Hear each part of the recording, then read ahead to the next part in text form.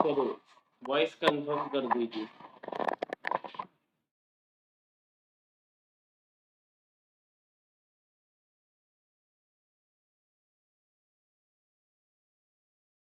आवाज आ रही? क्विकली बता दो।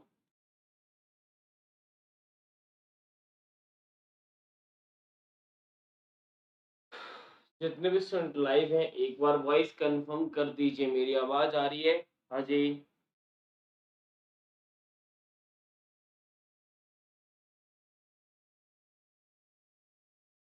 Very good evening, good evening.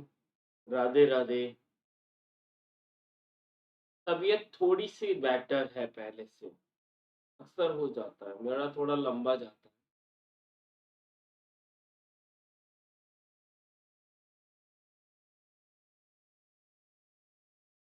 है। Thank you. चलिए, तो अगर मैं अभी तक जितने सेशन हुए हैं उनकी अगर मैं चर्चा करूं, तो जैसा कि आप सभी को पता है कि हमारा computer system, peripheral, memory, number system, file extension full form, software, operating system, window, और आज हम लाइनेक्स एंड यूनिक्स को फिनिश करना।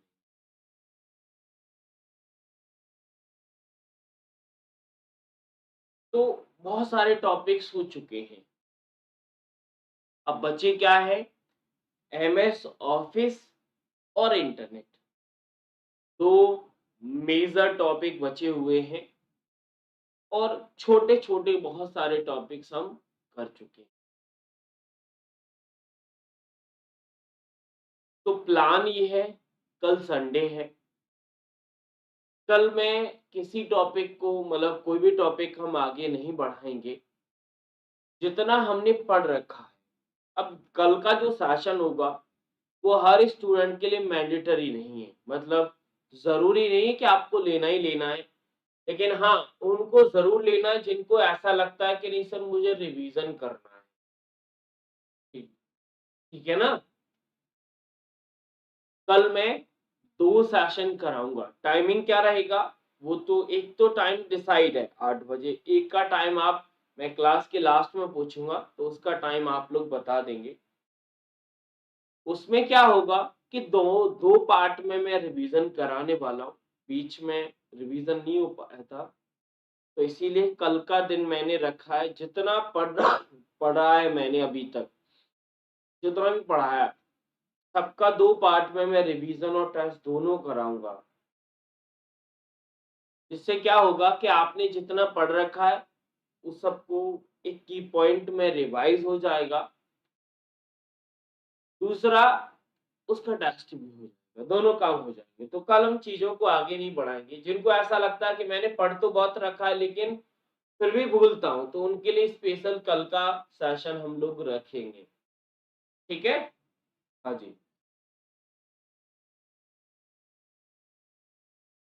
सर 2 दिन से बोल रहे हैं सेंड कर दो भाई, क्या?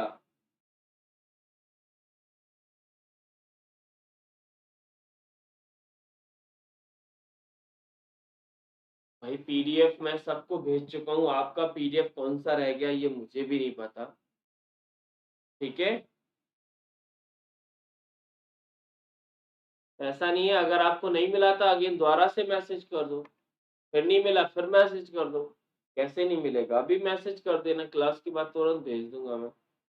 लेकिन पीडीएफ ऑलरेडी भेज चुका हूँ, फिर से माँग रहे हैं तो फिर गड़बड़ है, फिर नहीं भेजना शायद।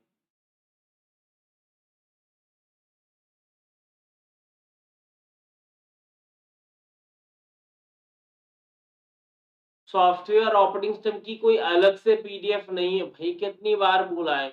जो पीडीएफ पहले भेजी उसी में है सब कुछ। बाकी आपको लगता है ना कि अलग से पीडीएफ, देखो हर बार क्या होता है कि पीडीएफ में कुछ पॉइंट ऐड होते हैं, उन्हें लिखना होता है। हर चीज का पीडीएफ नहीं भेजते हम लोग, ठीक है?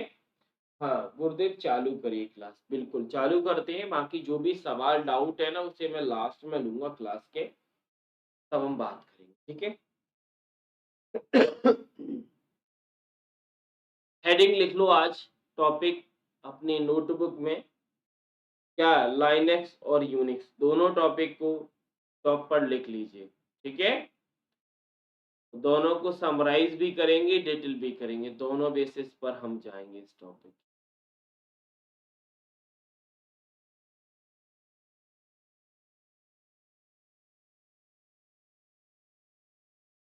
नहीं आया तो मैसेज कर देना, मैं फिर से भेज दूंगा, घबराओ मत, ठीक है। मैं फिर भेज दूंगा, टेंशन क्यों ले रहे हो।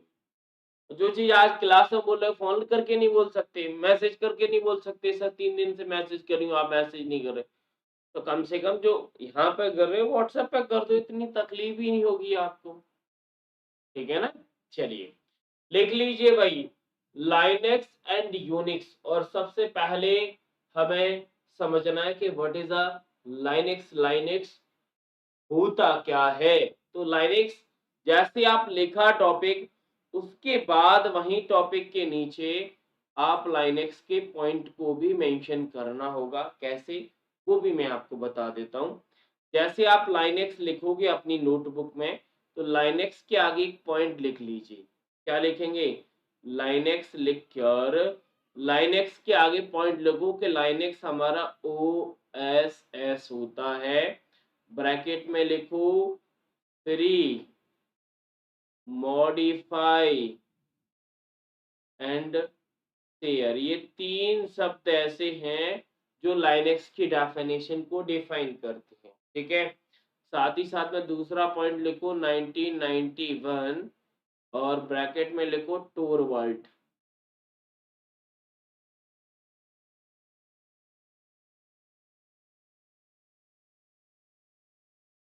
ठीक है। ऐसे लिखो, ऐसे लिखने हैं आपको पॉइंट। अब मैं पढ़ के बता देता हूँ। लाइनेक्स एक ओपन सोर्स ऑपरेटिंग सिस्टम है, वही मैंने आपको लिखाया है, वही पॉइंट यहाँ पर भी मेंशन है। दूसरा पॉइंट ये है कि लाइनेक्स एक ऑपरेटिंग सिस्टम है। ऑपरेटिंग सिस्टम की डेफिनेशन क्या है सर। ऑपरेटिंग सिस्टम हार्डवेयर और सॉफ्टवेयर हार्डवेयर सॉफ्टवेयर या फिर हार्डवेयर यूजर के साथ कम्युनिकेट करने की परमिशन देता है। या फिर हम ऐसे समझें, यूजर और एप्लीकेशन सॉफ्टवेयर को जो इंटरफेस प्रोवाइड करता है वो हमारा होता है ऑपरेटिंग सिस्टम। या डेफिनेशन ऐसे समझें कि ये हमारा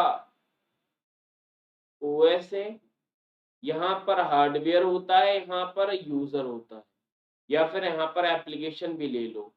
यानी ऑपरेटिंग सिस्टम इंटरफेस प्रोवाइड करता है हार्डवेयर एंड यूजर के बीच में, जिससे वो कम्युनिकेट कर पाए। ऑपरेटिंग सिस्टम की डेफिनेशन जो कि ऑपरेटिंग सिस्टम में पढ़ के आए थे। अगर आप इतिहास की बात करोगे तो लूनस टोरवाल्ड जी ने 1991 में लाइनेक्स को डेवलप किया गया था। लाइनेक्स हमारा यूनिक्स का वर्जन होता है, यानी लाइनेक्स का विकास यूनिक्स से ही हुआ है। यूनिक्स पहले आया, उसके बाद लाइनेक्स आया। तो लाइनेक्स का जो पेरेंट है वो यूनिक्स है। क्या लिखोगे, लाइनेक्स का पेरेंट यूनिक्स। लिख लिया, लिख सकते हैं ना। यूनिक्स लाइनेक्स का पेरेंट है, यूनिक्स लाइनेक्स का पेरेंट है, या फिर लाइनेक्स पेरेंट डैश करके यूनिक्स लिख लो। जैसे आपको कंफर्ट लगे वैसे आप लिख सकते हैं, ठीक है। लाइनेक्स डैश करके लिखो पेरेंट यूनिक्स, ऐसे लिखो लाइनेक्स का पेरेंट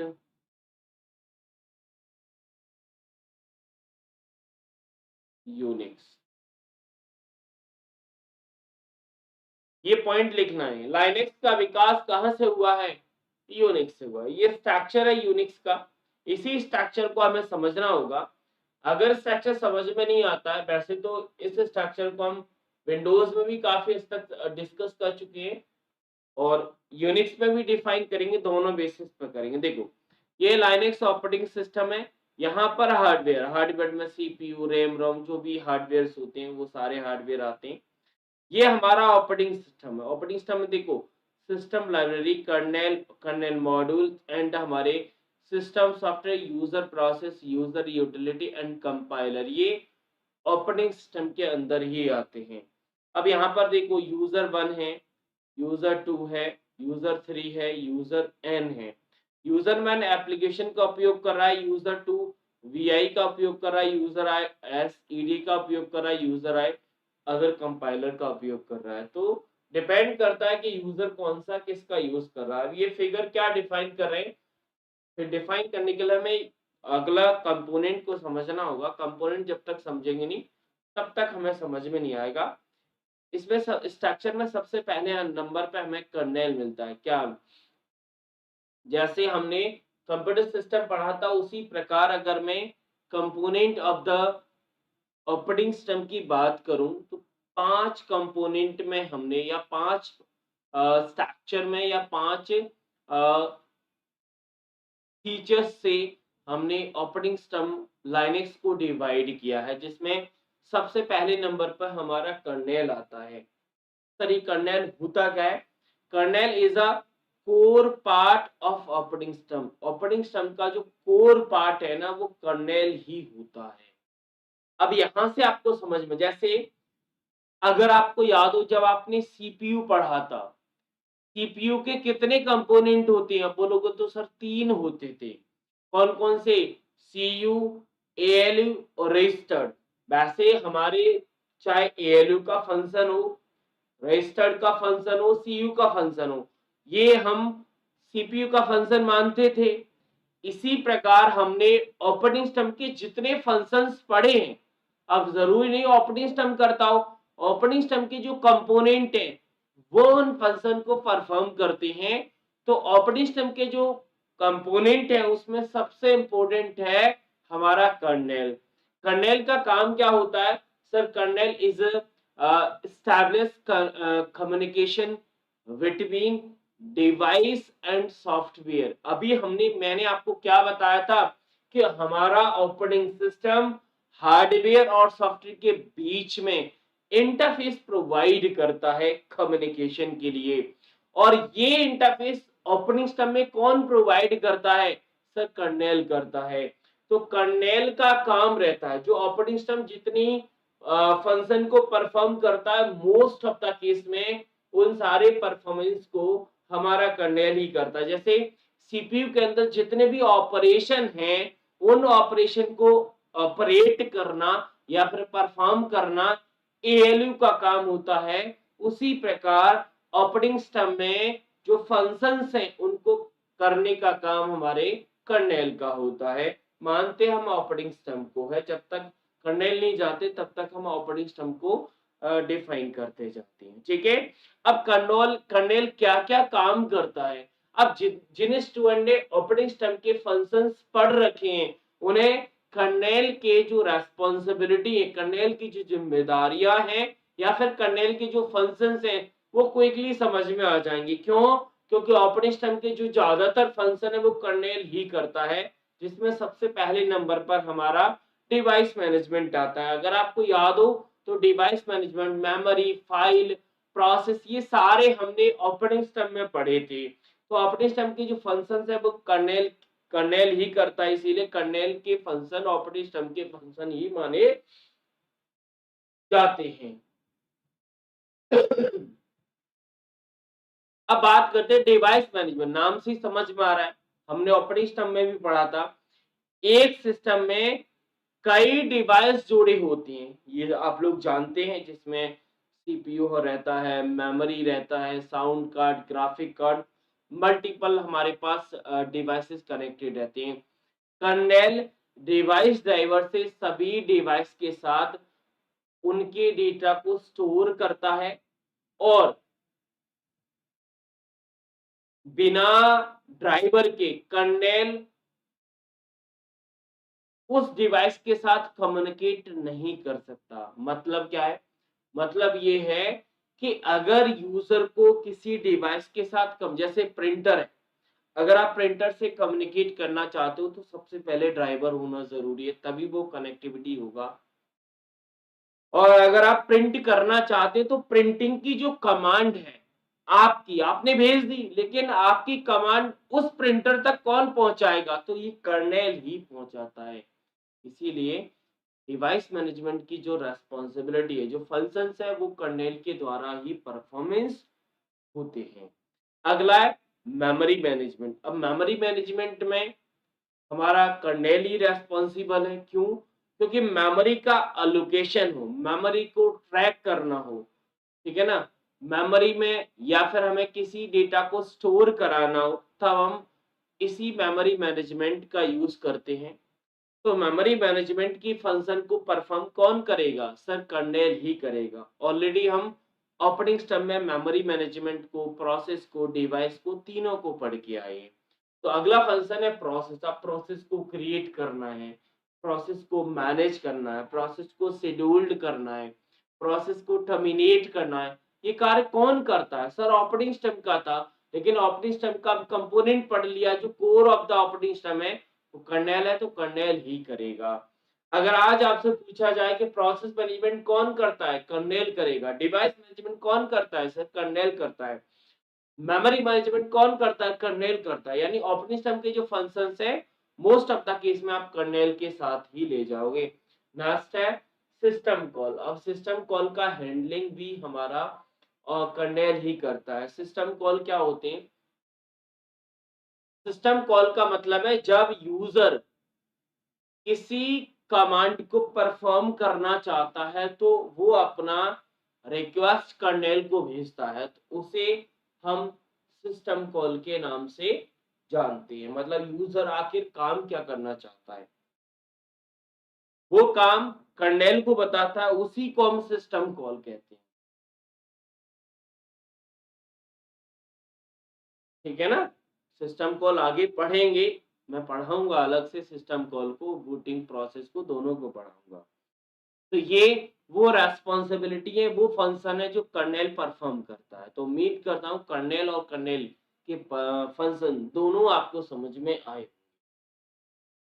अब हम बढ़ते हैं अगले कंपोनेंट की तरफ, जिसका नाम है सिस्टम लाइब्रेरी। ध्यान से सुनना, क्योंकि अगर आपने कंपोनेंट पढ़ लिए किसके?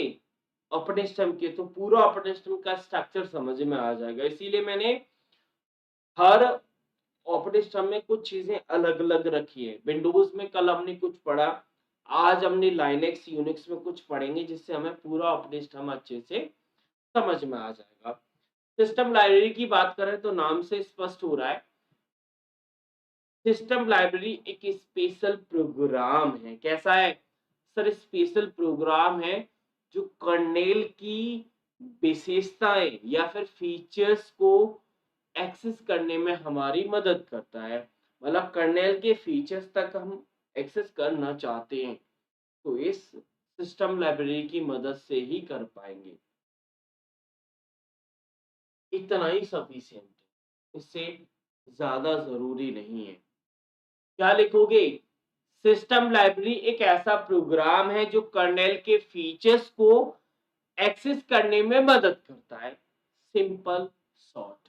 बाकी यहाँ पर भी लिखा हुआ है, इसी डेफिनेशन को आप अपनी नोटबुक में लिख सकते हो और समझ सकते हो। पूछा जा सकता है, और काफी बार पूछा भी गया है कि सिस्टम लाइब्रेरी होता क्या है।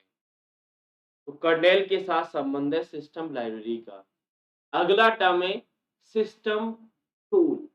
इसको दो बार प्रोनाउंस करो, दो बार बोलो आप अपने मन में, सिस्टम टूल। फिर से बोलो, सिस्टम टूल। मतलब क्या है सर? ऐसे टूल या फिर ऐसे यूटिलिटीज, ऐसे सॉफ्टवेयर जो सिस्टम के लिए जरूरी होते हैं, उन्हें हम सिस्टम टूल के अंदर रखते हैं। कुछ आया समझ में? सर अगर इन्हें थोड़ा सा और एक्सप्लेन करें तो कहने का मतलब है, सिस्टम टूल वो सॉफ्टवेयर हैं जो सिस्टम के लिए जरूरी है। जैसे हमारे utility software, antivirus, compression, backup, ये वो सॉफ्टवेयर थे जो सिस्टम के लिए जरूरी है। वैसे ही हमारे सिस्टम टूल होते हैं लाइनेक्स में, जो सिस्टम के लिए जरूरी है, यूजर के लिए जरूरी नहीं होते। ठीक है? नेक्स्ट है डेवलपमेंट टूल। फिर से बोलो, डेवलपमेंट टूल। नाम से ही समझ में आ रहा है, सर डेवलपमेंट टूल का मतलब है कि ऐसे टूल की चेन या फिर सेट ऑफ टूल्स जो कि डेवलपर के लिए जरूरी होते हैं, या फिर हम किसी टूल को अपडेट करना चाहते हैं, अपग्रेड करना चाहते हैं, तो उस कंडीशन में हमें कुछ सेट ऑफ टूल्स की जरूरत होती है। अब जाहिर सी बात है, कोई प्रोग्रामर होगा या डेवलपर होगा, वही टूल्स को अपडेट कर पाएगा, तो उसको कुछ एडिशनल फीचर्स की जरूरत होती है, उन्हें हम डेवलपमेंट टूल के अंदर रखते हैं, जिन्हें टूल चेन के नाम से जानते हैं। यानी किसी टूल को अगर अपडेट करना चाहते हैं, तो हमें कुछ एडिशनल फंक्शन की जरूरत होती है, जिन्हें हम टूल चेन कहते हैं। और इसी टूल चेन की मदद से हम या फिर किसी प्रोग्रामर या डेवलपर की बात कर सकते हैं, जो कि उनके लिए जरूरी, क्योंकि हमारे मतलब का नहीं है। अगर आप डेवलपमेंट टूल की बात करें तो हम यूज नहीं करते, सिर्फ प्रोग्रामर और डिजाइनर, सॉरी डेवलपर, दो ही यूज करते हैं। क्योंकि प्रोग्रामर और डेवलपर वो किसी सॉफ्टवेयर को डिजाइन करते हैं, वो सॉफ्टवेयर दोनों प्रकार का होता है, सिस्टम के लिए जरूरी होता है और हमारे लिए भी जरूरी होता है, जिसे हम एंड यूजर टूल कहते हैं, जो कि हमारे लाइनेक्स स्ट्रक्चर का सबसे लास्ट कंपोनेंट है। लिखा भी आगे कि and user tool. And user tool का मतलब है ऐसे टूल, ऐसे सॉफ्टवेयर जो हमारे लिए जरूरी है, जो यूजर के लिए जरूरी है, उन्हें हम एंड यूजर टूल के नाम से जानते हैं। जैसे हमारा वेब ब्राउजर, ऑफिस का suit, multimedia player, graphic design tool, many more, बहुत सारे हो सकते हैं। उम्मीद करता हूँ कि स्ट्रक्चर में पांचों कंपोनेंट आपको समझ में आएंगे। मैं फिर से रिवाइज करता हूँ, क्योंकि पांचों बड़े इंपॉर्टेंट है। पहला था kernel. Kernel core of the operating system था, सबसे मेन कंपोनेंट होता है हमारे ऑपरेटिंग सिस्टम का कर्नेल। जितने भी फंक्शंस थे, चाहे तो मेमोरी हो, चाहे तो प्रोसेस मैनेजमेंट हो, फाइल मैनेजमेंट हो, डिवाइस मैनेजमेंट हो, सिस्टम कॉल्स हो, इन सबको मैनेज करने का काम हमारा कर्नेल ही करता था। दूसरा था सिस्टम लाइब्रेरी। सिस्टम लाइब्रेरी एक स्पेशल प्रोग्राम था, जो कि कर्नेल के फीचर्स को एक्सेस करने में हमारी मदद करता था।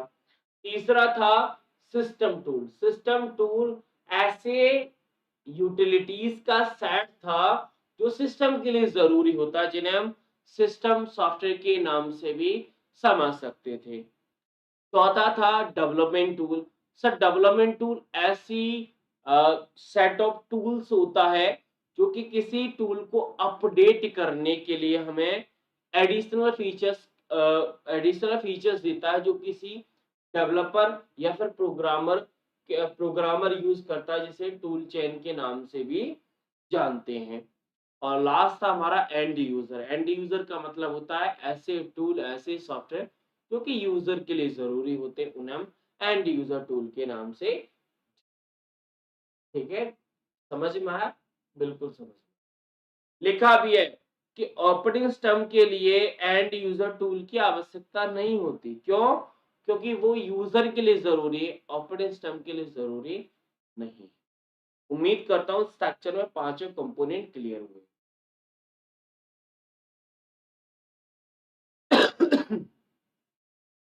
अब बात ये आती है कि लाइनेक्स जरूरी क्यों है? Why use Linux? हम लाइनेक्स यूज क्यों करें, क्या रीजन है? अगर ये समझ में आ गया तो पूरा लाइनेक्स का स्ट्रक्चर आपके माइंड में सेट हो जाएगा। बाकी कंपोनेंट तो आप यूनिक्स में, ऑपरेटिंग सिस्टम में पढ़ के आए हो, लेकिन ये मेन पॉइंट है जहां से लाइनेक्स का पूरा बेस बनेगा।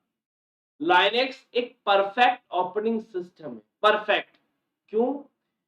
यदि आप virus, malware, slow down, crash, महंगी रिपेयर और बहुत कुछ से छुटकारा पाना चाहते हैं, मतलब आपको लग रहा है कि आपके में वायरस आ जाता है, मैलवेयर अटैक हो जाता है, सिस्टम स्लो डाउन हो जाता है, सिस्टम क्रैश हो जाता है, आपको सिस्टम को रिपेयर करने में पैसा बहुत लगता है। इन सारी चीजों से अगर छुटकारा पाना है तो लाइनेक्स सबसे मतलब परफेक्ट चॉइस है आपके लिए, क्योंकि लाइनेक्स इन सारी चीजों से आपको मुक्त करता है। क्यों? रीजन क्या है?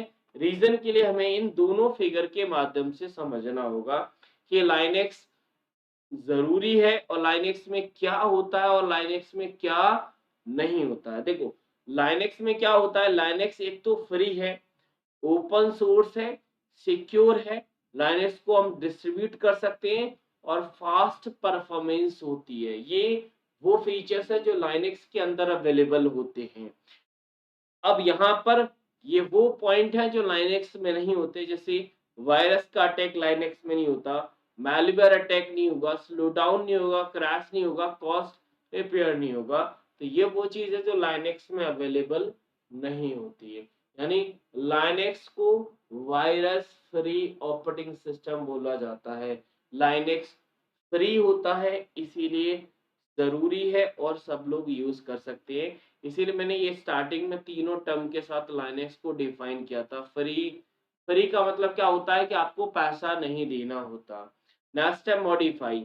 मॉडिफाई का मतलब है कि आप उसमें कुछ भी चेंज कर सकते हो। जैसे सपोज दैट मैंने ये जो टॉपिक है लाइनेक्स यूनिक्स में आपको पढ़ा रहा हूँ, इसका मैंने आपको एमएस वर्ड का फाइल दे दिया, तो इस एमएस वर्ड की फाइल अगर मैंने आपको भेज दी तो फ्री हो गई। अगर उसमें आप चेंज, वर्ड फाइल है तो आप चेंज भी कर सकते हो, यानी आप मॉडिफाई कर सकते हो। और मॉडिफाई क्या है तो आप शेयर भी कर सकते हो। तो तीनों केस में ये लाइनेक्स हमारी मदद करता है। अब जितना पढ़ा है ना उसको हम थोड़ा सा समराइज कर लेते हैं। It is a secure, already हम इस पॉइंट को डिफाइन कर चुके हैं। सिक्योर क्यों है? क्योंकि ये virus, slow down, crash free होता है। लिखा भी है कि लाइनेक्स विभिन्न सुरक्षा विकल्पों का समर्थन करता है, क्योंकि ये वायरस, मैलिशियस इन सब से बचाए रखता है, इसीलिए इसमें किसी एंटीवायरस की जरूरत नहीं होती। तो दोनों पॉइंट यहाँ पर आती हैं कि हमारा लाइनेक्स जो ऑपरेटिंग सिस्टम है वो वायरस फ्री होता है। क्वेश्चन एग्जाम में पूछा भी जाता है कि कौन सा ऑपरेटिंग सिस्टम है जिसमें एंटीवायरस की जरूरत नहीं है। अब जिसमें वायरस ही नहीं आता तो एंटीवायरस की जरूरत क्या है? तो एंटीवायरस की हमारी लाइनेक्स में जरूरत नहीं है और वायरस फ्री हमारा लाइनेक्स ऑपरेटिंग सिस्टम होता है। नेक्स्ट पॉइंट है फेवरेबल चॉइस ऑफ डेवलपर, यानी डेवलपर के लिए ये बेस्ट चॉइस माना जाता है। क्यों? रीजन क्या है? रीजन के लिए हमें कुछ पॉइंट को पढ़ना होगा, तब हमें रीजन समझ में आएगा। लाइनेक्स डेवलपर के लिए उपयुक्त है क्योंकि ये लगभग सभी सबसे अधिक उपयोग की जाने वाली प्रोग्रामिंग भाषाएं जैसे सी, सी प्लस प्लस, जावा, पाइथन, रूबी और बहुत कुछ का समर्थन करता है। इसके अलावा डेवलपर के लिए उपयोग की जाने वाले एप्लीकेशन श्रृंखला के साथ ये सुविधा प्रदान करता है। मतलब लाइनेक्स हर एक लैंग्वेज में कंपेटेबल होता है, इसीलिए ये डेवलपर की सबसे फेवरेट चॉइस होती है। क्यों?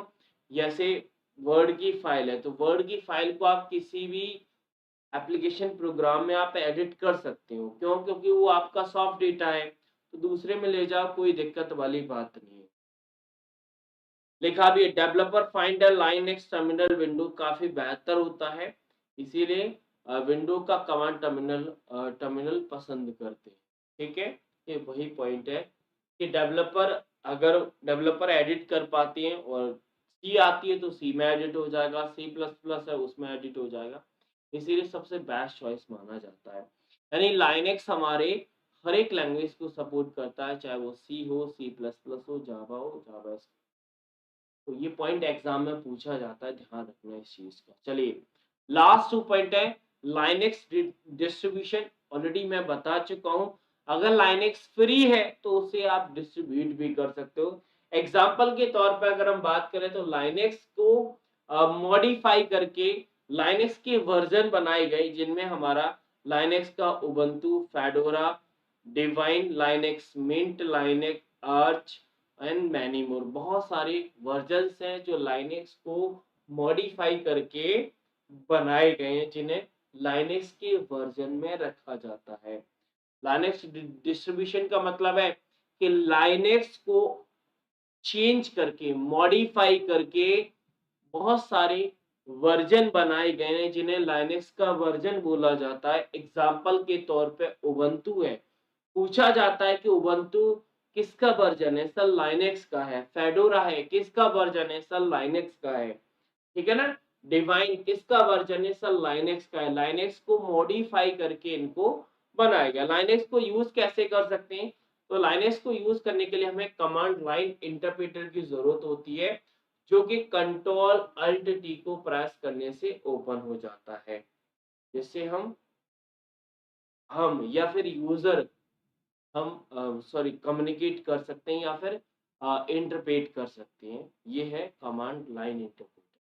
ठीक है, तो उम्मीद है कि लाइनेक्स आपको समझ में आया होगा। आ गया तो एक बार यस कर दीजिए। हाँ जी, बिल्कुल विंडोज में भी होती है, लेकिन विंडोज हमारा वायरस फ्री नहीं होता, एंटीवायरस की जरूरत होती है विंडोज में। अगर लाइनेक्स के पॉइंट समझ में आ गए तो बहुत ही आसान है। फिर मैं यूनिक्स के एक बार और पॉइंट बता देता हूँ, जिससे आपको लाइनेक्स में और कुछ चीजें समझ में आ जाएंगी। एक बार कंफर्म कर दो।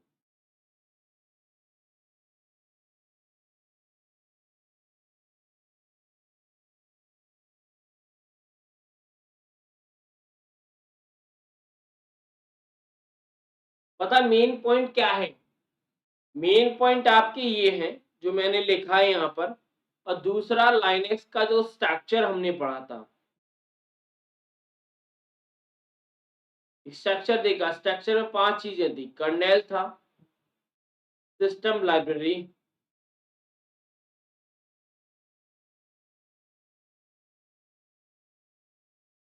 सिस्टम टूल, डेवलपमेंट टूल और एंड यूजर टूल। यही मेन है।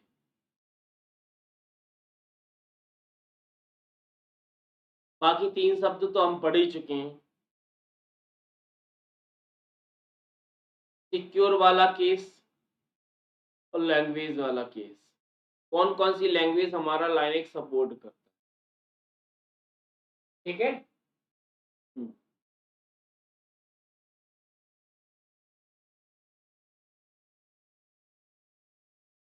अब यूनिक्स पढ़ेंगे, और यूनिक्स पढ़ने के साथ साथ लाइनेक्स और यूनिक्स में डिफरेंस और रिलेशन दोनों की बात करेंगे, जिससे लाइनेक्स भी रिवाइज हो जाएगा और यूनिक्स हम पढ़ लेंगे। चलिए, तो यूनिक्स पावरफुल ऑपरेटिंग सिस्टम है।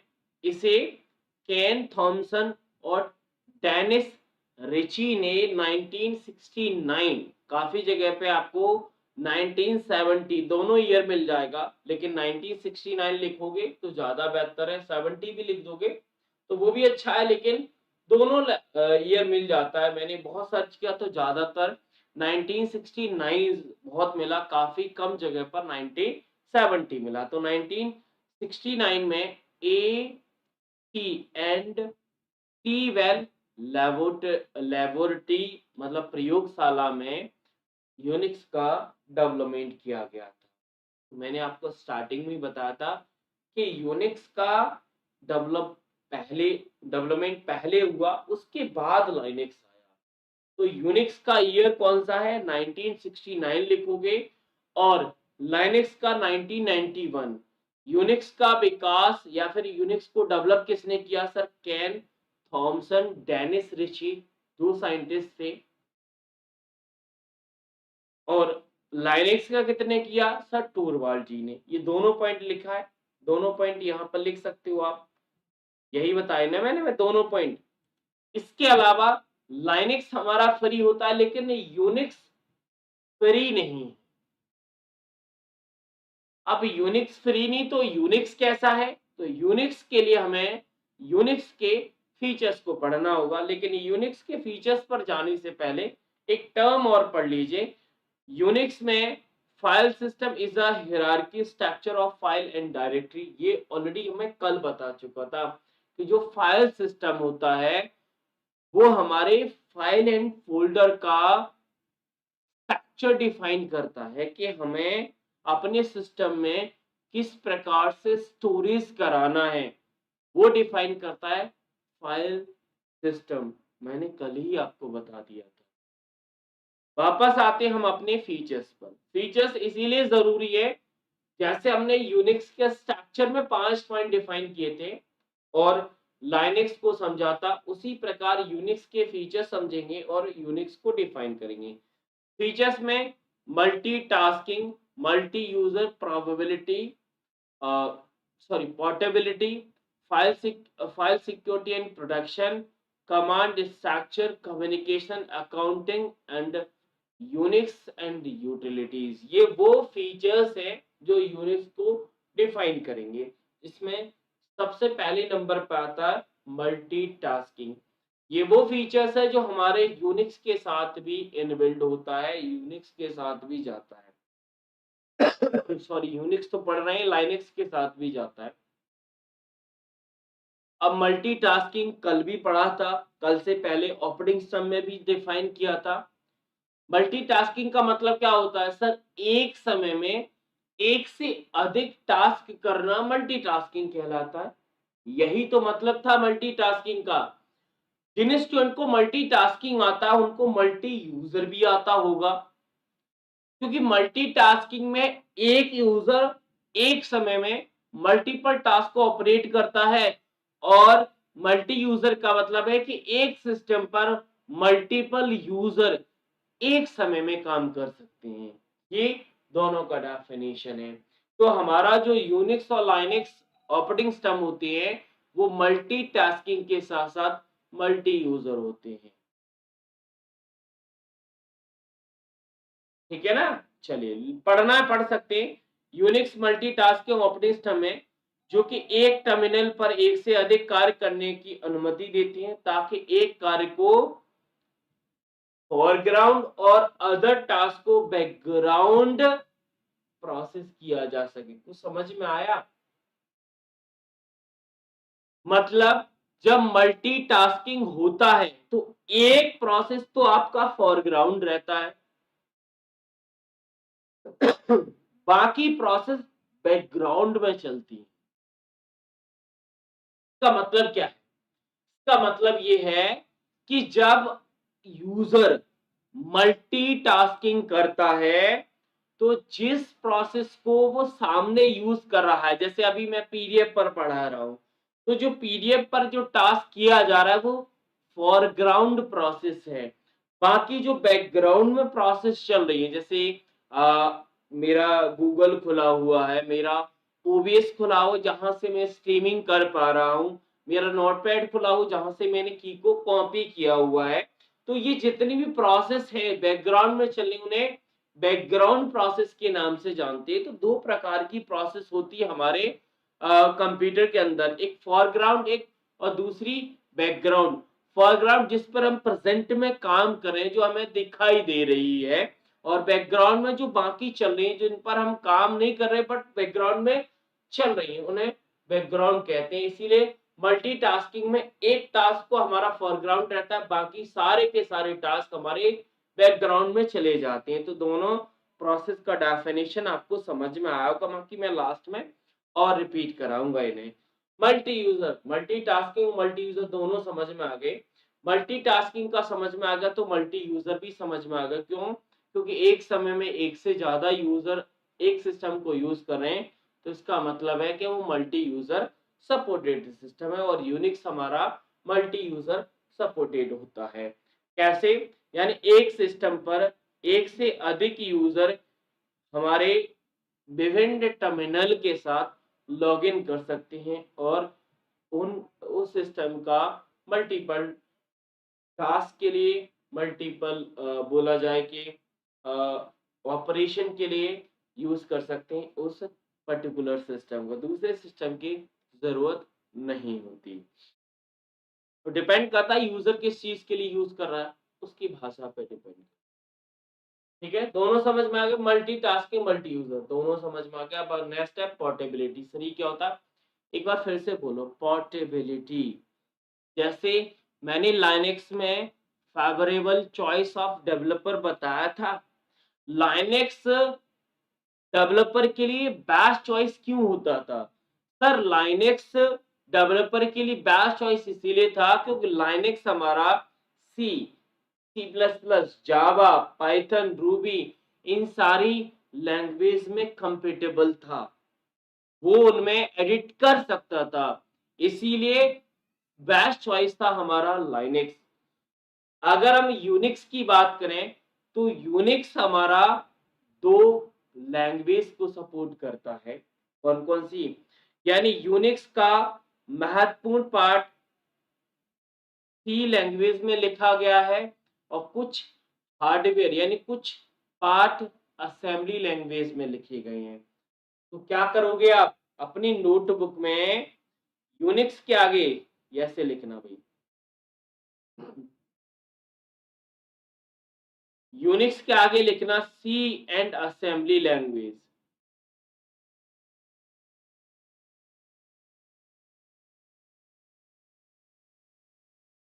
पूछा जाता है एग्जाम में कि यूनिक्स किस लैंग्वेज को सपोर्ट करता है, सी और असेंबली लैंग्वेज। यानी जो इंपॉर्टेंट पार्ट है वो सी लैंग्वेज में लिखा गया, कुछ पार्ट असेंबली लैंग्वेज में लिखे।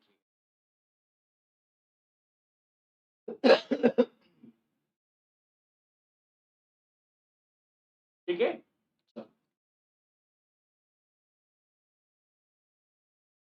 नेक्स्ट है file security and protection. File security and protection, अब ये क्यों जरूरी है? क्योंकि एक समय में मल्टीपल यूजर एक ही सिस्टम पर काम कर रहे हैं तो प्रोटेक्शन होना जरूरी है, क्योंकि मेरी फाइल है कोई अदर यूजर एक्सेस कर पाए तो फिर सिक्योरिटी क्या रही? कोई सिक्योरिटी नहीं रही ना। इसीलिए मल्टी यूजर सपोर्ट होने के साथ साथ यूनिक्स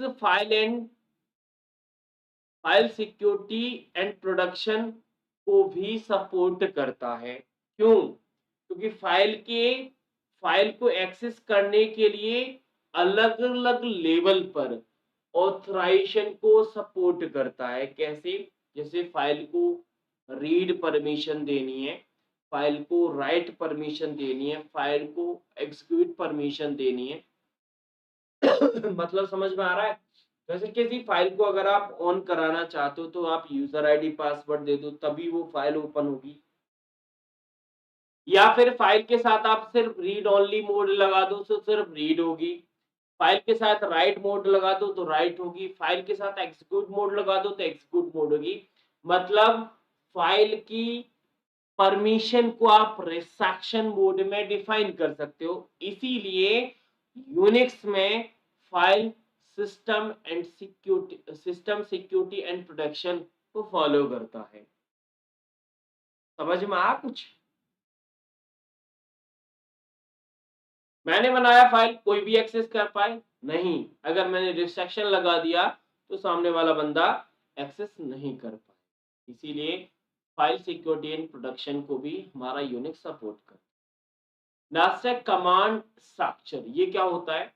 यानी यूनिक्स में कमांड किस प्रकार से लिखी जाती हैं, इस पॉइंट को हम डिफाइन करेंगे। तो कमांड के आगे क्या लिखोगे? यूनिक्स केस सेंसिटिव होता है। यूनिक्स का जो कमांड इंटरप्रेटर है वो केस सेंसिटिव होता है। ब्रैकेट करके लिखो। कैसे लिखोगे मैं बता देता हूं। यूनिक्स आगे लिखो कमांड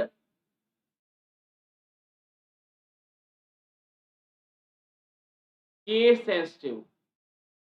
ये क्या है अभी बता रहा हूं। केस सेंसिटिव ब्रैकेट में करके लिखो लोअर केस। मतलब क्या है? मतलब यूनिक्स में कमांड केस सेंसिटिव में ही एंटर होंगी, मतलब लोअर केस में। यानी अगर आप सीपी कमांड लिखना चाहते हो तो सीपी ऐसे ही लिखना पड़ेगा, स्मॉल सी स्मॉल पी। आप चाहे कैपिटल पी और कैपिटल सी ऐसे सीपी नहीं लिख सकते। आपको मेक डायरेक्टली मेक करना है तो आप एम के ऐसे लिखोगे। आप एम बड़ा के बड़ा नहीं लिख सकते। यानी यूनिक्स का जो कमांड इंटरप्रेटर होता है वो केस सेंसिटिव होता है, यानी लोअर केस में कमांड को एक्सेप्ट करेगा, अपर केस में नहीं, लोअर केस में। केस सेंसिटिव का मतलब होता है कि अगर लोअर है तो लोअर रहेगा, अपर है तो अपर ही रहेगा, लेकिन हमारा यूनिक्स लोअर केस को सपोर्ट करता है। ठीक है।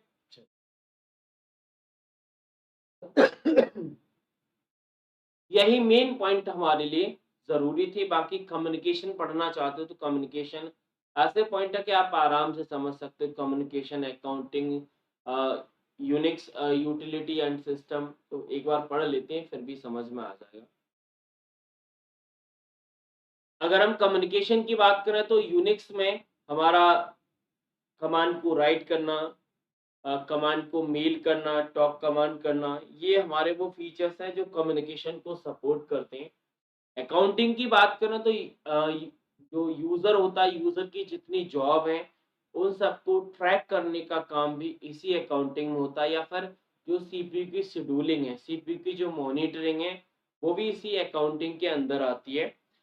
यूनिक्स यूटिलिटीज एंड टूल्स की बात करें तो जैसे लाइनेक्स में मैंने सिस्टम टूल पढ़ाए थे जो कि सिस्टम के लिए जरूरी होते हैं, वैसे ही हमारे यूनिक्स में सिस्टम एंड यूनिक्स में टूल्स एंड यूटिलिटी के अंदर वही टूल्स आते हैं जो कि सिस्टम के लिए जरूरी। जैसे अगर मैं बात करूं, यूनिक्स में कंपाइलर का यूज होता है, इंटरप्रेटर का यूज होता है, नेटवर्क एप्लीकेशन का यूज होता है, ये सिस्टम के लिए जरूरत है। इन्हें हम सर्विस प्रोग्राम के नाम से भी जानते हैं, जो कि यूटिलिटीज की डेफिनेशन में हमने पढ़ा था। स्ट्रक्चर देखें तो बिल्कुल सेम स्ट्रक्चर हमारे लाइनेक्स की तरह ही होता है यूनिक्स का। जैसे ये हमारा हार्डवेयर है, हार्डवेयर के पास कर्नेल था, सेल हमारे होता है किसके पास, यूजर के पास।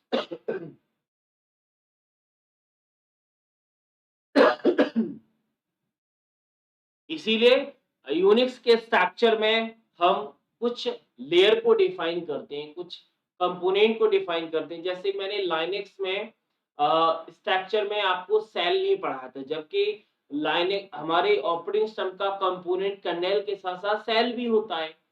मैंने इसीलिए नहीं पढ़ा है क्योंकि एक एक कर हम स्टेप बाय स्टेप चीजें चलती हैं। अब ऐसा नहीं है कि हमारी लाइनेक्स में सेल नहीं होता, बिल्कुल होता है।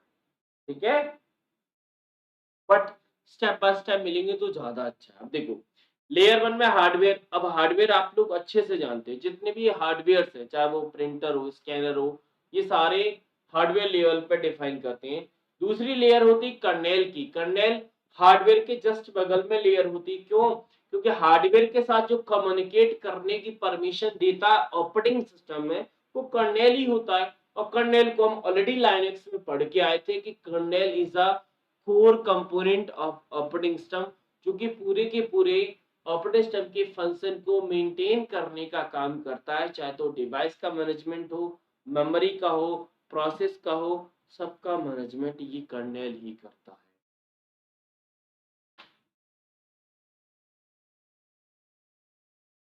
नेक्स्ट बचता है सेल।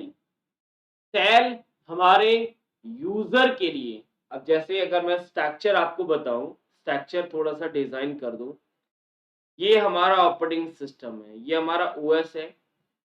इस ओएस में यहां पर होता है सेल और यहां पर होता है कर्नेल। कर्नेल का संबंध हार्डवेयर से और सेल का संबंध यूजर से।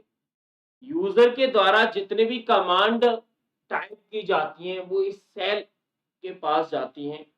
सेल इन कमांड को इंटरप्रेट करता है और कर्नेल को भेजता है। कर्नेल हार्डवेयर के साथ कम्युनिकेट करके उस ऑपरेशन को परफॉर्म करता है।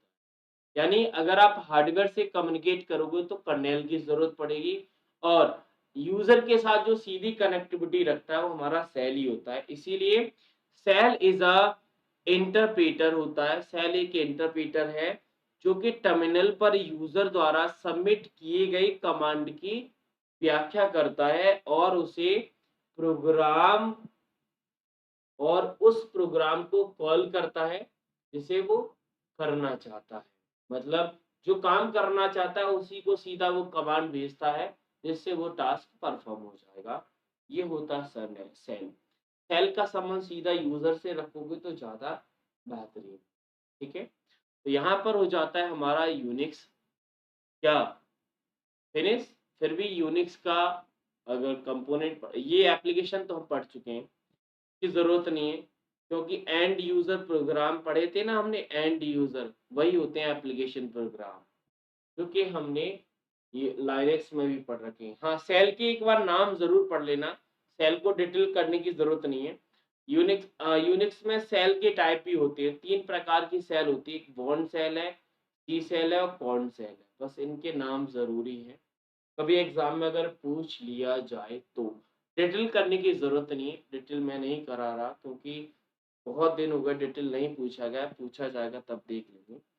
बॉन्ड सेल को हम सी एच के नाम से भी जानते हैं और सी सेल को सी एस एच और कॉर्न सेल को के एस एच, ये शॉर्ट नेम है इनके। ठीक है, यहाँ तक कंफर्म हो गया तो एक बार कंफर्म कर दो। लास्ट कुछ इंपोर्टेंट टर्म्स हैं, इनको डिफाइन करने के बाद हमारा सेशन समाप्त हो जाए।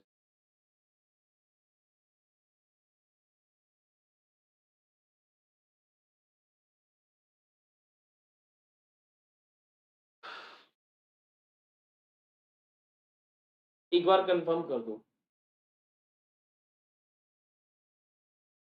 अभी जो इंपोर्टेंट टर्म्स लिखे हुए हैं, हो सकता है आपके पास जो पीडीएफ हो उसमें अवेलेबल ना हो, इसका स्क्रीनशॉट ले लो, इन्हें आप लिख जरूर लेना, इन्हें आप लिख जरूर लेना। अभी मैं रिवाइज करा जाऊंगा, टेंशन ना लें, अभी हम लाइनेक्स यूनिक्स पूरा रिवाइज कर लेंगे। कुछ पॉइंट हैं जिन्हें मैं रिवाइज के साथ डिफाइन करूंगा। अब इंपोर्टेंट टर्म में क्या है, पहला टर्म है बूट लोडर। लाइनेक्स में जो बूट लोडर होता है उसमें सबसे पहले नंबर पे LILO, जैसे LI का मतलब होता है लाइनेक्स और LO का मतलब लोडर, यानी LI का मतलब हुआ लाइनेक्स लोडर और LO का मतलब हुआ लोडर। GRU जिसे हम ग्रांड यूनिफाइड बूट लोडर के नाम से जानते हैं, ये भी लाइनेक्स का लोडर होता है।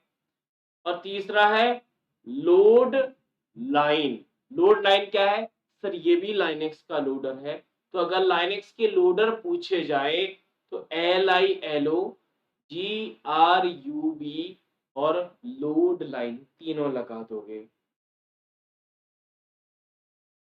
ठीक है, चलिए GRUB ये क्या होता है sir, fast process starting during booting, यानी बूटिंग के दौरान जो पहली प्रोसेस है, और ऑलरेडी हम जानते हैं कि बूटिंग से पहले जो पहली प्रोसेस है वो लोडर ही करता है, इसीलिए इसे GRUB के साथ हम डिफाइन कर रहे हैं, क्योंकि लोडर ही तो मेन काम है। लोड हमारे ऑपरेटिंग सिस्टम को लोड कौन करता है सर, ये लोडर ही करता है, इसीलिए GRB को first process starting during booting process बोला जा रहा है।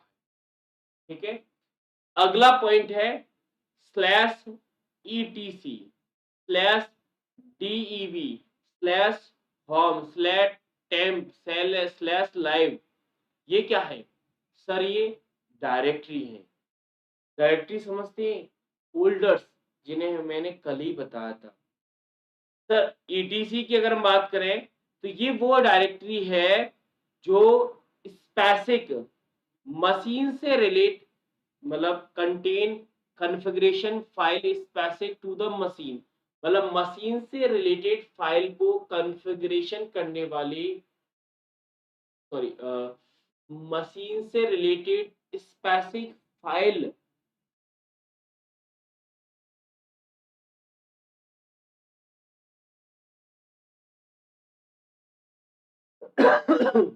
मशीन से रिलेटेड जो स्पेसिफिक कॉन्फ़िगरेशन फाइल है ना, उन्हें कंटेन करता है ETC फाइल।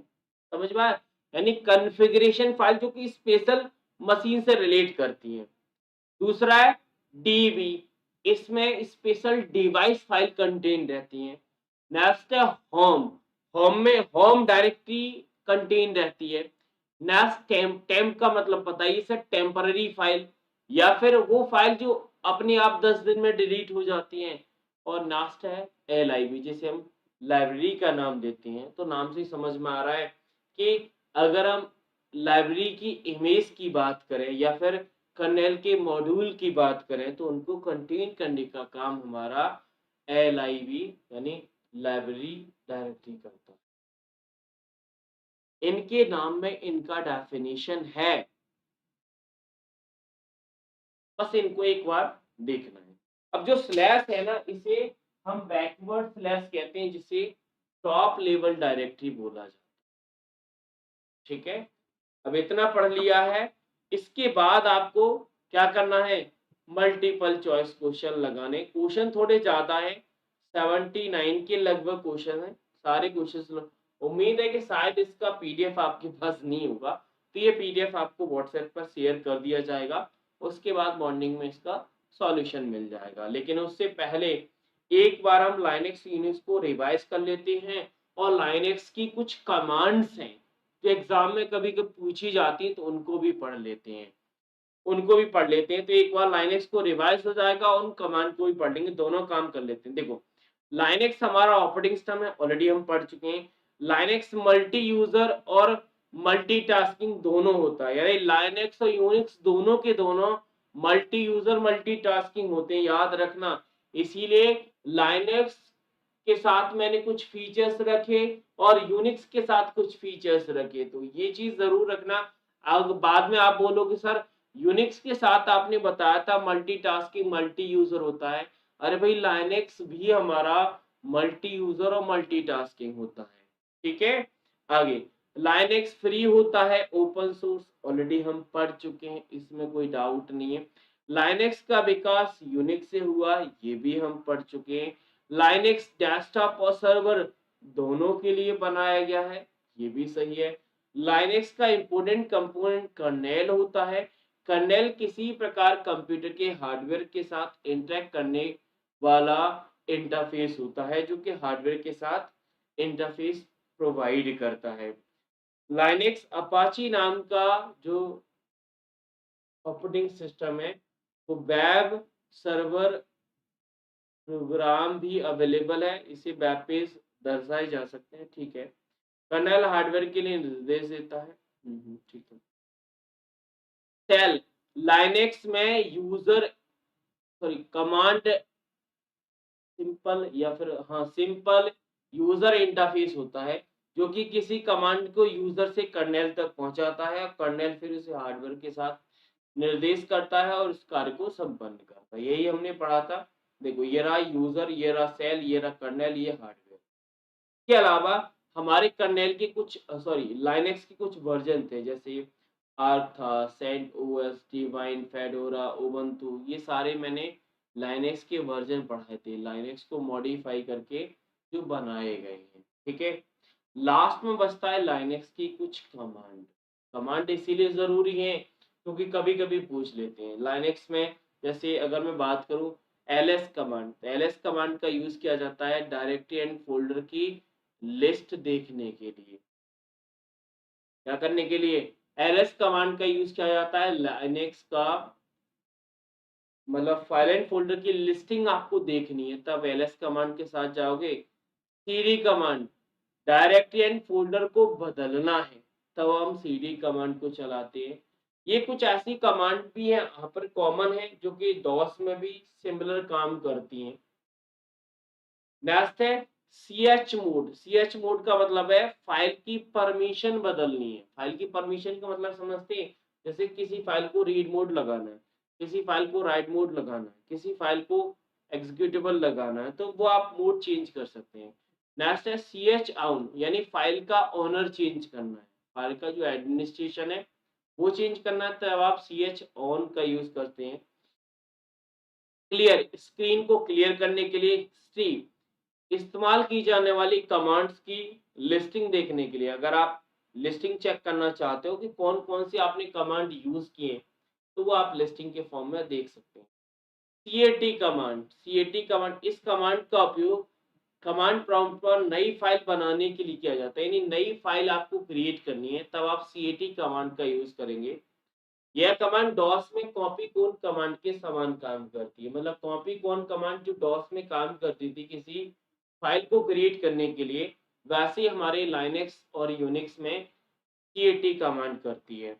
लास्ट है df। df कमांड का यूज किया जाता है डिस्क के स्पेस को देखने के लिए।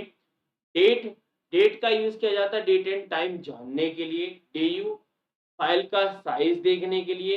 फाइल फाइल के डेटा के प्रकार की पहचान करने के लिए, फाइल किस प्रकार की है, डेटा फाइल है, ऑडियो फाइल है, इमेज फाइल है। फाइंड फाइंड मतलब ढूंढना, फाइंड मतलब ढूंढना। मेन, देखो मेन का मतलब होता है कि अगर आप किसी कमांड के बारे में जानना चाहते हो, किसी भी कमांड के बारे में, तब आप मेन के आगे वो कमांड लिख दीजिए जिसके बारे में आपको जानना है कि ये कमांड यूज क्यों की जाती है, तब हम मेन कमांड का यूज करते हैं। सीपी कमांड किसी फाइल एंड फोल्डर को कॉपी करने के लिए, सीपी का मतलब होता है कॉपी करने के लिए। नेक्स्ट है एमबी। एमबी का मतलब होता है फाइल एंड फोल्डर को मूव कराने के लिए। बहुत नाम से स्पष्ट है इन कमांड के नाम।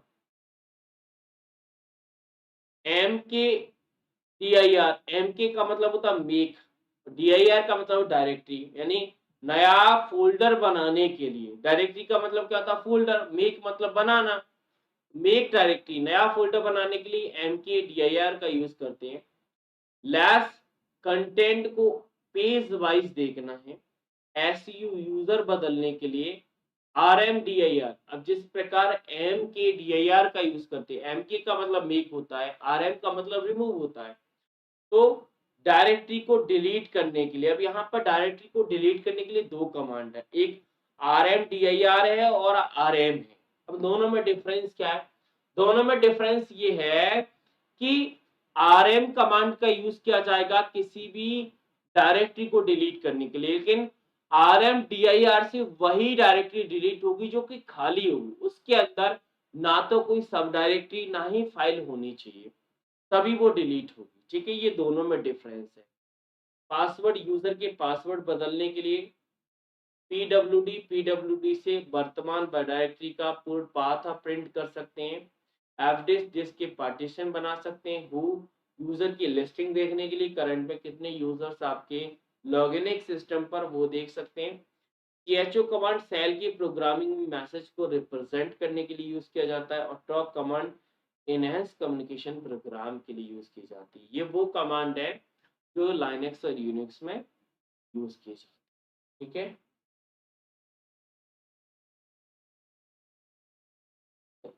मैंने प्रोसेस बताई थी, मैंने प्रोसेस बताई थी आपको। प्रोसेस दो प्रकार की प्रोसेस है, फॉरग्राउंड और बैकग्राउंड।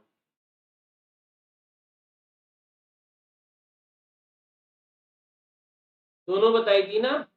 बस अब कल हमारी, देखो कल हम क्या करेंगे, कल हम रिवीजन कर रहे हैं, कल हम रिवीजन करेंगे। रिवीजन कल दो पार्ट में होगा, रिवीजन 1 और रिवीजन 2। अच्छा यहाँ पे नहीं, मैं यहाँ पे बता दूं।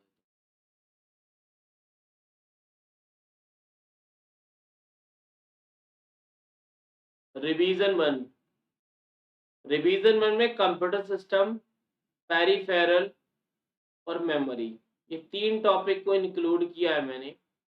और रिवीजन 2 में मैंने सॉफ्टवेयर से लेकर लाइनेक्स यूनिक्स तक इंक्लूड किया।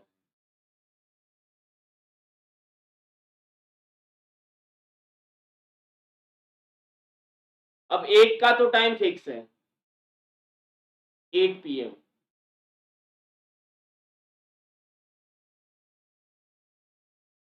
एक का टाइम आप बता दो, कल संडे है इसीलिए दो क्लास होंगी। ठीक है, उसके बाद हमारा ऑपरेटिंग सिस्टम के कुछ पार्ट रह जाएंगे, सॉफ्टवेयर की कुछ पार्ट रह जाएंगे, जिसमें सिस्टम कॉल्स की हम बात करेंगे, बूटिंग प्रोसेस की करेंगे और कुछ एक्स्ट्रा टर्म की करेंगे। ठीक है, फिर समाप्त कर लेंगे।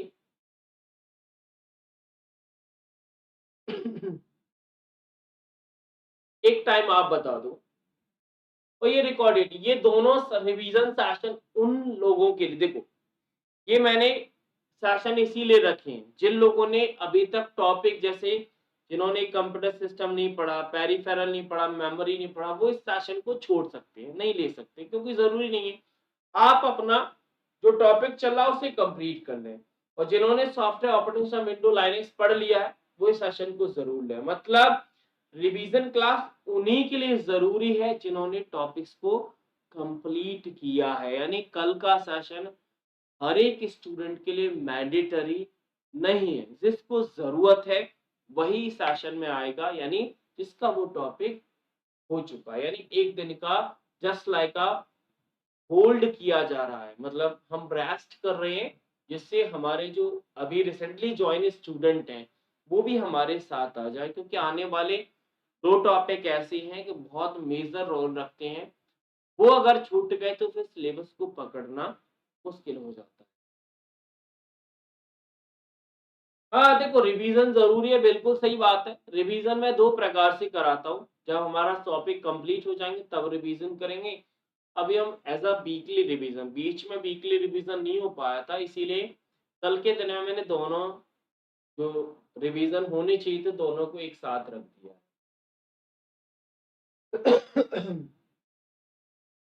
सुबह 9 बजे का आ रहा है, 9 या 10 बजे। हुँ, 8 बजे आ रहा है, ठीक है। आप कमेंट कर दीजिए सुबह का टाइम, लेकिन उससे पहले भई कल कल आपको समय नहीं मिलेगा, लाइनेक्स की क्वेश्चन अभी कर लेना, ठीक है? जितने हो जाएँ, ज़रूरी नहीं है ये पूरे-पूरे क्वेश्चन करने हैं आपको, ये ज़रूरी नहीं भई। 79 के लगभग क्वेश्चन है, ज़रूरी नहीं सारे करने हैं, आपको 50 बन जाए 50 कर लेना, क्योंकि लाइनेक्स एक ऐसा टॉपिक है जो हर एक शिफ्ट में नहीं आता, हर एक शिफ्ट में, ठीक है?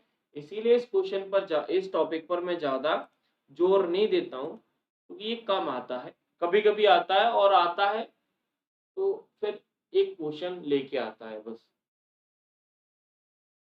तो इन पीडीएफ में इस पीडीएफ में से जितने क्वेश्चन हो जाए, क्योंकि क्लास के बाद पीडीएफ भी मिल जाएगा और उन पीडीएफ का सॉल्यूशन भी मिल जाएगा, तो इसे आज ही फिनिश कर लेना। कल का दिन स्पेशल रिवीजन के लिए रखना, और जिन्होंने अभी ज्वाइन किया है तो आप कुछ मत करना, आप अपना जो टॉपिक आप पढ़ रहे हो, जहाँ से आपने सेशन स्टार्ट किया है, कल आप वहीं से पढ़ना। आपको सेशन लेने की ज़रूरत नहीं, लेकिन आपके व्हाट्सएप पे शेयर ज़रूर होंगे, क्योंकि मुझे थोड़ी पता है कि आप पीछे चल रहे हैं कि आगे चल रहे हैं। मैं भेजूँगा सबको, आप अपने हिसाब से देख लेना कि आपको किस टॉपिक वाली रिवीजन क्लास में शामिल होना है, ठीक है? तो बाकी किसी को कोई परेशानी आए तो कल मुझे मैसेज कर बता देना, और फिर मैं मिलूँगा कल। कल का जो सेशन रहेगा 8 से 10 के बीच में, सुबह का फाइनल हो गया भई। सुबह क्लास 8 से 10 के बीच में हो जाएगी लाइव, 8 से 10 के बीच में, ठीक है?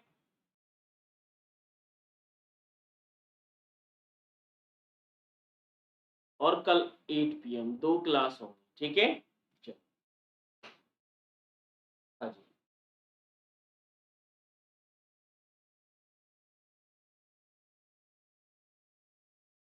नहीं, कल संडे इसीलिए ले रहा हूँ भई। बाकी आपको लगता है कि आपने रिवीजन कर रखा है तो कोई दिक्कत नहीं, आपको लेने की ज़रूरत नहीं। क्योंकि उसमें देखो, मैं बता देता हूँ भई, रिवीजन क्लास में 2 चीज़ें होंगी। जैसे सपोज़ दैट रिवीजन 1 की अगर हम बात करें, तो रिवीजन 1 लगभग 2 आवर्स की है, 2 घंटे की क्लास होगी। 2 घंटे की क्लास में फर्स्ट आवर्स में, यानी पहले घंटे में हम पूरा रिवीजन करेंगे थ्योरी का, और नेक्स्ट आवर्स में हम एमसीक्यू कर क्वेश्चंस भी करेंगे। ज़रूरी नहीं है थ्योरी करें, क्वेश्चन भी रहेंगे, दोनों रहेंगे।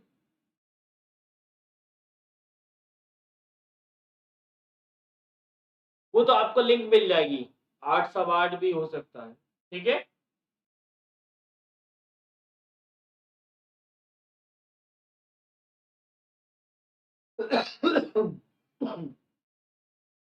चलिए, तो सॉफ्टवेयर की समाप्ति की ओर है। थोड़े से, मतलब मान के चलिए कि आधे घंटे का सेशन और बचा हुआ है सॉफ्टवेयर का। फिर हो जाएगा समाप्त। फिर 2 ही टॉपिक मेजर है हमारे, इंटरनेट और एमएस ऑफिस। एमएस ऑफिस की शुरुआत मैं सोच रहा हूँ अच्छे से करूँ। एमएस ऑफिस में थोड़ा टाइम टेकिंग ज़्यादा होगा आपका, क्योंकि एमएस ऑफिस बहुत मेजर टॉपिक होता है, उससे एग्ज़ाम में क्वेश्चंस भी बहुत आते हैं। इसीलिए मैं चाहता हूँ कि जब तक जितने स्टूडेंट जुड़ना चाहते हैं, वो जुड़ जाएँ, तभी हम एमएस ऑफिस की शुरुआत करें। तो एमएस ऑफिस को तो हम अच्छे से देखेंगे। बाकी किसी का कोई डाउट परेशानी रहे तो नंबर सभी के पास है। आप मुझे भेज देना, मैं आपके डाउट ले लूँगा। ठीक है? टॉपिक मैंने बता तो दिया आपको। कंप्यूटर सिस्टम, पेरिफेरल, मेमोरी पहली क्लास में होंगे कल सुबह। शाम को सॉफ्टवेयर से लेकर operating system, window, Linux, Unix तक हम ठीक है? चलो फिर मिलते हैं अगले वीडियो में, तब तक के लिए थैंक यू, शुक्रिया, राधे राधे।